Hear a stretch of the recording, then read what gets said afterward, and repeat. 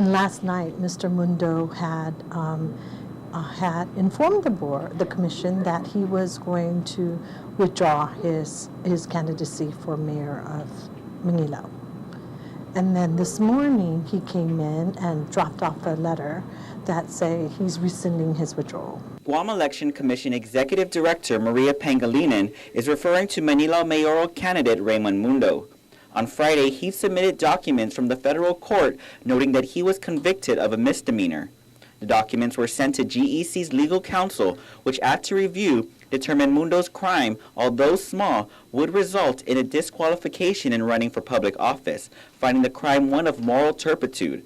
Mundo attended last night's GEC's meeting to discuss the matter. And he wanted to minimize the trouble that the family could go through, so he immediately wanted to close the case. Hence, he was convicted of the misdemeanor. According to documents, Mundo's withdrawal stemmed from a 1995 misdemeanor offense of theft of government property involving the misuse of an access card belonging to the U.S. Coast Guard, which was used to make long-distance calls worth $148. They gave me probation time for 1 year, and I did 40 hours of community service, but I was never behind bars. Mundo contends he didn't know the phone card belonged to the U.S. Coast Guard.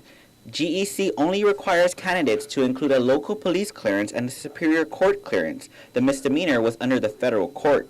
Like the other mayors that's running, they got criminal records. That's the only thing I have, slap in the wrist because of what I did.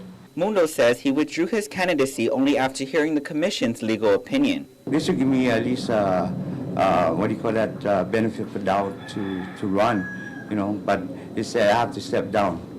So I was kind of under pressure and, I wasn't in the right mind at that moment. During last night's meeting, the board made it known that Mundo could run again should he get his conviction expunged, which would take a presidential pardon to remove from its records.